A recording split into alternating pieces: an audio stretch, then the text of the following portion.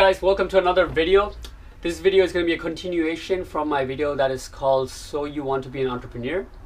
In that video I had left a seed where I said that for the majority of the people, if you want to be an entrepreneur, do not be afraid to start in a normal good old 9-to-5 job, right?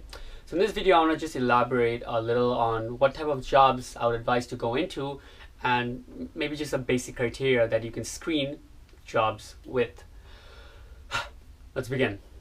So first of all, I want to just emphasize that, I'm not saying that everybody who wants to be an entrepreneur has to go in jobs. I know I've been hammering that it's because of everybody I keep seeing, because the majority of the people, they think that they can just go, they think it's easy or whatever they think they can just do it. They can just start, they don't need anybody else. They are very fluttering in the Tumblr type bullshit, right? That's why I'm saying this. But on the other side, there's a small amount of the population who are actually born to be entrepreneurs, right? They're actually born for it, right? I used to not like to use this word because I would like to think that anybody who wants to do it can be so, but actually in reality, there's some people, a small minority of the population, that are actually born for it, right? And they are the greatest entrepreneurs. They happen to be the greatest entrepreneurs because they usually have about 20 years a head start from the average person who do become entrepreneurs. Does that make sense? I'm talking to people who read the majority of the books that they're interested in finance by age 12 or 14. They did all the classic teenage entrepreneur things like lemonade stands. They sold the baseball cards. They managed people. They did like chicken coops, whatever it is. I only know one person in my life like that, and he's well on his way, right? For those people, you don't need to watch this shit. In fact, you probably don't even have time for YouTube. That aside, for the majority other people who want to be an entrepreneur, who sees the beauty and the type of lifestyle this era allows us to have, right? There's kids blogging and sharing their lifestyle, having a wonderful actualizing life and still making a great living out of it. Who want to transfer, who want to have that, some pie of that whole concept, can start here. All right, there's gonna be a few scenarios, few walks of life I'm gonna come from. I hope I don't go back and forth too much and make this whole video a confusing mumble jumble. I'll try to keep it as linear as possible, right? So first of all, right, this goes for everybody. You have decided that you want to have that kind of lifestyle, entrepreneurial lifestyle, whatever you call it, more freedom. The first thing you need to realize is entrepreneurs are also human beings. You need to live. You need to have food to eat, and you need a place to stay in case it rains and shit. I'm sorry making it sound so dumb, but this is what the vibe I get, right? Like as if things are just gonna happen in a couple of weeks. One of the biggest reasons I would say to get a job first is because you need something to pay your bills now. You need Wi-Fi, right? In this day and time, you need Wi-Fi. You need to have these things paid for without having the stress of whatever you're doing, whatever the idea you're evolving, that has to pull through soon. Yes, scarving through and having that, like dog chasing your ass is good. It's gonna probably make shit happen a lot faster, but it doesn't have to be that way, right? A lot of people make it like that, but it doesn't have to be that intense. It'll still be intense, Intensity is all in the person, right? I can be late on my rent and just be like, hey, I'm still fine, man. I'll give it late. It's all good. But then my roommate's freaking out. I was like, hey, we don't have rent money yet. It's all in the perspective, not to deviate too much. But what I'm trying to get to is you need money, right? First of all, it's the main reason you get a job, right? You have let's say a 9-to-5, 40 hours a week. Guess what you do the rest of the week? That's right. You work on your business. You work on your ideas, you work hard. In the weekends, you work on your business. It's your 24-hour lifestyle. It's your 24-hour hobby. When you're not working in your job, you're working on this. Got it? You can end the video right now. That is the secret. I've been reading all the people, watching all the articles, tons of people I can name off my head who have done it that way, right? Especially in this new era. Like I'm talking about all the young entrepreneurs, Alex Becker, and all his crew. They have all done it like that. They travel the world now, but that's how they started. They had a normal job at one point. Having that said, the next part of this same concept would be if you can live below your means. This is where this jewel really comes into play, right? So given what type of person you are and how you spend your money, that's going to dictate how hard this becomes, right? For me, it was really easy. I've always been a person who does not spend money on like fashion clothing. It doesn't faze me, almost zero. Like whatever new clothes are coming out, new things, it doesn't faze me, right? So it's been easy for me. I'm blessed, right? I don't need to spend money on that kind of shit. What I do spend money on is basic necessities, my rent, food I eat, and food I do spend a bit more than the average person, I would say, because nobody at my age is too concerned about getting the right exact nutrients with organic eggs from Costco and water that has filtered from reverse osmosis. All that shit, I spend a bit more. But other than that, I don't spend much on bullshit. I don't go watch movies. In fact, I actually made my girlfriend understand that, you see, when we come to watch these movies, we don't even know what's going to happen in these. I don't have fun most of the time because 90% of the movies are bullshit. So we just watch it. Sometimes we rent it from Amazon. Whatever we do, we don't spend a lot of money. I don't want to deviate from too much, but I just want to show off a little more. You see this room here? This like yoga room thing that I can clean up and make it really nice. And you see this room right here? Consider the size. That's a little bed there. It's a pretty big darn room, right? It's about like 3 times the size of my old room. You know how much my rent is? It's $220. I pay monthly $220 for this shit. That's not living below your means, but that's just a way to make it work so you don't have to pay for the bare necessities as much. And I want to go into why that helps. I'm able to pay this because, you know, just to clarify, because I have tenants paying the majority of the other place, and I pay the landlord the whole apartment as a whole. Done. All right. So why am I hammering this so hard? Living below your means is because the less money you can spend and still be lively and vibrant, the more time you'll have to work on your business. It's just a very simple concept, right? It's as simple as the last concept. So instead of working 9 to 5, with, let's say, a full-time 40-hour-a-week job, you could possibly work maybe a 20-hour week, right?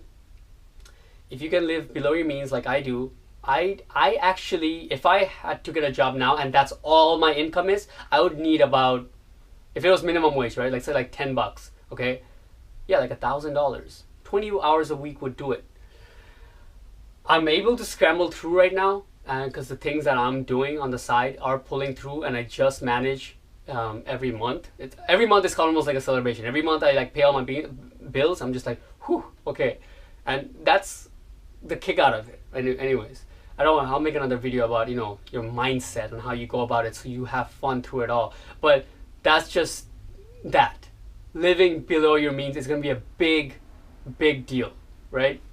So you need to get that down. All right.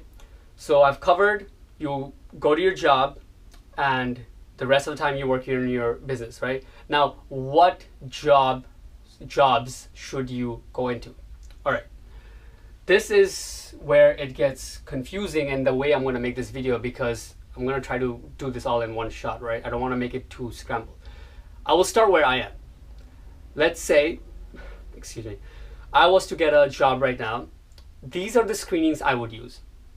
Number 1, I would actually look for complete minimum wage. Minimum wage and no stress. Okay, something mindless. They just need a fucking human being to do some shit. And that's it.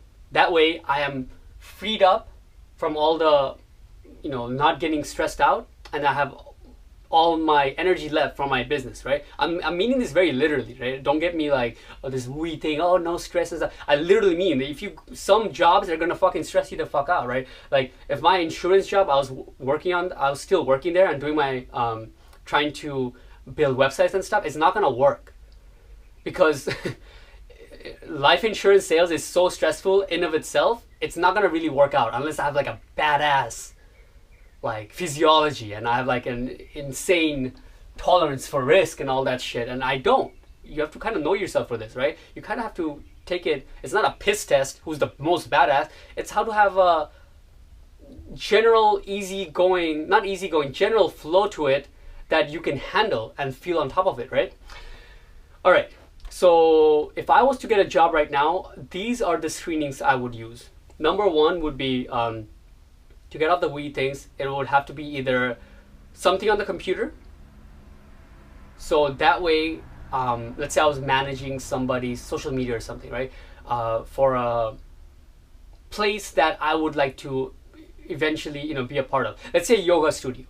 Okay, these places actually put up ads on Craigslist all the time. Let's say I was working 10 hours a week on a yoga studio, just managing some of these social media marketing, things like that. That way, it's pretty chill, right? I'm in an environment, it's cool. I'm working on the computer, so most of the time I will have time to look up my own shit. You know, if you have a computer access in your job, like if you're a receptionist or something like that, and nobody really monitors your computer, you're blessed because you have a place to do research until somebody calls or comes in the door, and you can do so much through that, right? It all ties back into having curiosity for the thing you're going for in the end, because, you know, if you don't have that, then you're gonna just tell yourself, oh, I'm in my job now, I'm gonna work on this after, all this shit. But if you're really curious on the thing you're trying to make it happen, you're gonna be trying to look for it every moment you get, here and there on your phone, all this thing, write notes, have a little notebook, all this kind of thing that comes with it, right? I hope I can, even though I'm like scrambling all over the place, I hope I can like paint a picture of the type of jobs, scenarios I'm talking about, right? So that's one, could be. The other could be this. Somewhere where I'm in the car, right? Maybe like a delivery, maybe like a, not a pizza, because they're too busy, but like any type of delivery where I can use my car. Like, you know, there's, again, Craigslist job. I'm doing a pretty good job in terms of nailing down jobs that you can get anytime. These are jobs they post up, they just have people walk in and they assign it for you. It's weekly, not, you know, there's no strings attached, cash. Anyways, the reason I would take a job where I can be in the car is because audio tapes. I should make a video about audio tapes and the amount of audio tapes I go through on a daily basis, right? Every day in the morning or every night before I go to sleep, I download about 4 to 5 hours of audio tapes and I finish them through 1 or 2 days. When I'm walking in the gym, when I'm in the room, I play them constantly. I play ones that are on repeat sometimes. You know, I catch different parts of it, different nights. Without deviating, I love audio tapes, okay? They just changed my life, right? They have allowed me to do so much. It's insane, you know. I'm never late. I'm never pissed off being late anymore. I can go wait for my girlfriend at their job for an hour and I wouldn't be pissed because I have audio tapes. I just listen and I pay attention and I'm doing me while I'm waiting for somebody. Anyways, it just gives you so much freedom, right? I would choose a job where you can deliver. Minimum wage, I don't give a shit. Again, this all ties into what you want in the end, right? The reason you don't give a shit with get minimum wage jobs, delivery, or working at a yoga place, a lot of you might be looking at this like, this is fucking below me. I don't need that shit. But hey, if you really believe in what you're gonna make is gonna pull through that big, then you don't wanna work in a very stressful, high demand, 60-hour a week. You wanna work 10 to 20 hour a week, right? Because it's just keeping you afloat with all your bills and you have all the other time to work on your freaking dream, right? So that's that. This is the bulk of the video. This is the bulk of my message, right? This is the way I believe everybody should do it. This is a very duplicatable way that the majority of the people can go about it and would have a high rate of success, right? I'm not asking you to take like massive fucking risk. You know, it's pretty controlled. All right, having that said, I would like to lay out a few more scenarios, job-wise, that somebody can go through, which I didn't have experience in, but I see other people do it. That would be to actually land yourself a job that would teach you skills directly for your business, for your entrepreneurial goals. So for example, I'm building right now few websites on the side, right? For clients here and there, local businesses. Let's say I was working for a search engine optimization firm, or I was working for some kind of digital marketing, right?